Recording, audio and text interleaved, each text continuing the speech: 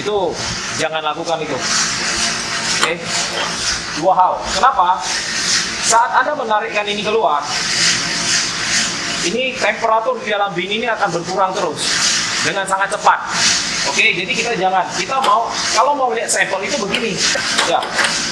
Oke, yang kedua, untuk apa sih dicium gitu loh? Yang Anda cium, ini karbon monoksida.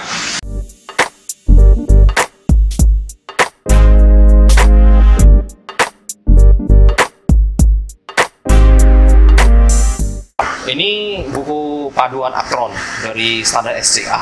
Jadi ini yang biasanya saya pakai untuk menentukan tingkat dark roast saya. Dan biasanya untuk ke customer, supaya customernya sendiri itu bisa tahu. Jadi misalnya contoh seperti yang barusan saya roast ini, taksiran saya itu adalah di Actron 55. Ini Actron 55 namanya Pak? Ya benar, Actron 55. Jadi kalau kita cocokkan,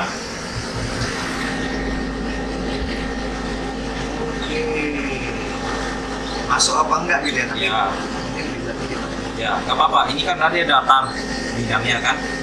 Nah, cuma di Actron 55.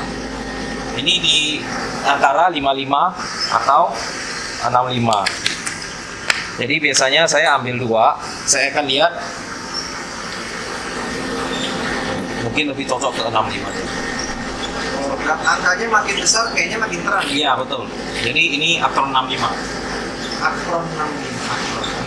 Actron itu standarnya di ini Pak ya, SCA ya? Ya, SCA, Actron SCA 65. Oke. Ini Actron 65 itu adalah Actron standar untuk cupping. Ya, tapi dengan natural proses biasanya lebih oke kalau di kisaran Actron 65 dan tidak pernah melebihi Actron 55. Karena tujuan kita terus natural proses itu kan kita mau highlight fruitiness-nya gitu loh. Jadi kita mau fruitiness-nya itu paling mencolok di roastingan. Kalau bahasanya Actron 65 itu medium. Light medium. Light medium. Light medium. Kalau metode seduhnya yang cocok apa itu Pak? V60. V60 ya? Dan juga kalau bagi yang senang acidity itu bisa dibuat espresso. Oh gitu. Ya, tapi dia akan cenderung acidity. Tapi saya pribadi itu saya senang espresso yang high acidity. Oke, nggak perlu dicampur dengan robusta. Oh, no. Dosa Nggak negara. zamannya lagi. Sedap. Ya. Jadi ini contoh beans wet hoe atau giling basah ya Pak? giling basah, semi wash kita bilang ya. Jadi step pertama itu sebelum kita roasting itu adalah yang paling penting. Itu pertama kita cek fisik. Seperti bisa kita lihat ini fisiknya cukup bagus beansnya. Yang kedua kita cek kadar air.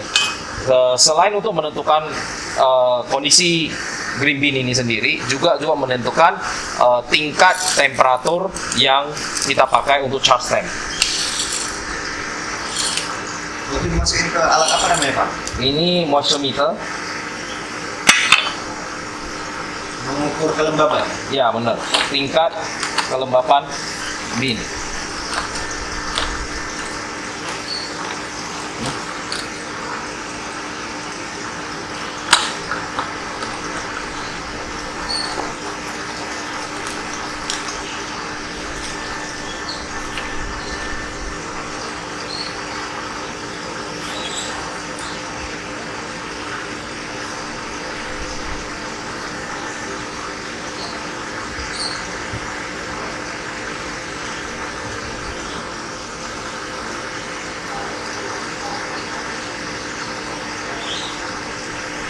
Seperti bisa dilihat, Ditegain Pak.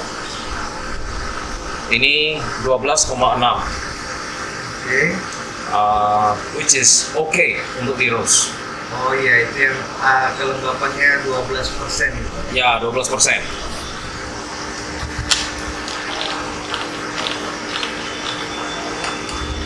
Jadi setelah mengukur yang namanya moisture tadi Pak, apalagi yang harus kita perhatikan biasanya? Yang harus diperhatikan adalah densitas. Densitas beans ini menentukan juga charge time-nya dan juga seberapa lama Maillard reaction yang optimal untuk beans tersebut. Jadi Maillard reaction itu adalah masa mulai dari turning point sampai first crack. Untuk densitas beans yang sangat tinggi itu kita usahakan Maillard reaction-nya tidak terlalu singkat, karena akan menghasilkan beans yang nggak matang di dalam gitu. Itu nanti kalau di cut profile-nya bisa nati, greenish dan sebagainya. Yaitu defect yang kita tidak mau di cupping. Jadi kalau untuk beans Indonesia rata-rata densitasnya itu di sekitar 600-an sampai 700. Jadi kita lihat untuk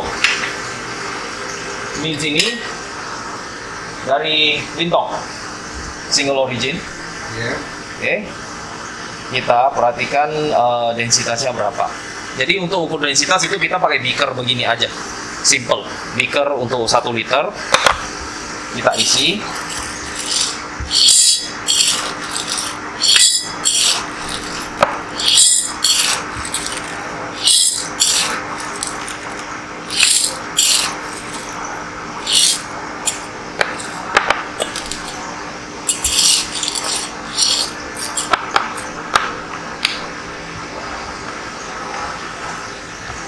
Seperti bisa dilihat, densitasnya itu 665 gram per liter.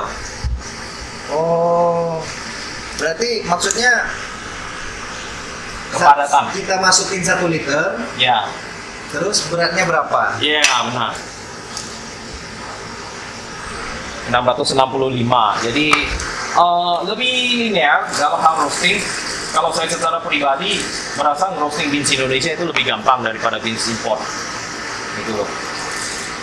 Nggak tahu, mungkin karena ya mungkin lebih patriotis ya. Jadi merasa gitu. Oke Pak, oke. Nah, jadi karena densitasnya lebih rendah, ini Maillard reaction-nya lebih forgiving. Jadi kita tidak perlu tarik panjang gitu loh. Tapi jangan juga terlalu pendek. Entah apalagi dengan bean wash begini, wet hole, giling basah itu tend to be sangat greenish kalau kalau Maillard reaction-nya kurang. Maillard reaction timer. Ini Q prosesor, ini yang kita pakai di lapangan. Jadi bagi yang mau belajar jadi Q prosesor atau menjadi seorang prosesor itu, ini kit lapangannya. Itu kita punya Brix meter untuk mengukur kadar gula. Kita punya pH meter tanah, oke, pH meter dan moisture tanah. Kita punya ambient temperature, relative humidity meter. Kita punya pH meter untuk liquid.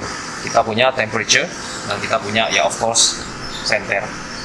Jadi bagi yang mau kepingin jadi prosesor, kebetulan saya ada buka kelas bulan depan prosesor ya di Sumatera, bakal jadi kelas pertama di Indonesia. Jadi yang ikut itu bakal jadi sejarah, batch Q prosesor pertama Indonesia. Mantap. Ya. Lokasi di mana Pak? Di Simalungun, di Lisa and Leo's Organic. Oh, kalau nggak salah itu beansnya dipakai sama Aga kemarin. Bener. Jadi akan belajar di sana lah. Tempat ladangnya beans kompetisi ya Pak ya? Bener. Mantap. Ya. Jadi buat kalian yang pengen belajar serius jadi yang namanya Q prosesor kopi, boleh kalian nanti kontak aja IG-nya Pak Johan ini. Nanti ku cantumin IG-nya, bisa langsung kontak beliau, dan beliau ini adalah orang yang pertama bikin kelas Q prosesor di Indonesia. Anak Medan cuy. Oh ini kayaknya beans kiriman ya Pak ya? Ya. Dari China. Jadi mereka minta tolong di cupping.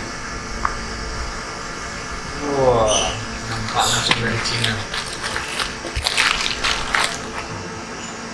Yang kalau sini guys. Nah. Memang asli nih cuy, tulisan Mandarin nih. Iya. Ini mau di cupping Pak? Iya, jadi mereka kirim untuk kita cupping, nanti kita kirim evaluasinya ke mereka. Skornya ya? Skornya. Cuma belum sempat saya kerjain. Agak sibuk. Jadi kayaknya cuy, udah banyak kali yang kita ngobrol-ngobrolkan sama Pak Johan ini. Jadi kan nanti bakal ada lah video-video kita yang lain lanjutan, entah itu cupping atau itu origin trip kita main-main ke ladang kopi ya Pak ya. Benar. Nanti Pak Johan ini bisa jelasin dari mulai proses petik, pasca panen, dan semua yang bisa kami bagikan, pokoknya kami bagikan lah sama kalian pokoknya. Jadi makasih banyak nih Pak Johan udah mau berbagi sama kita.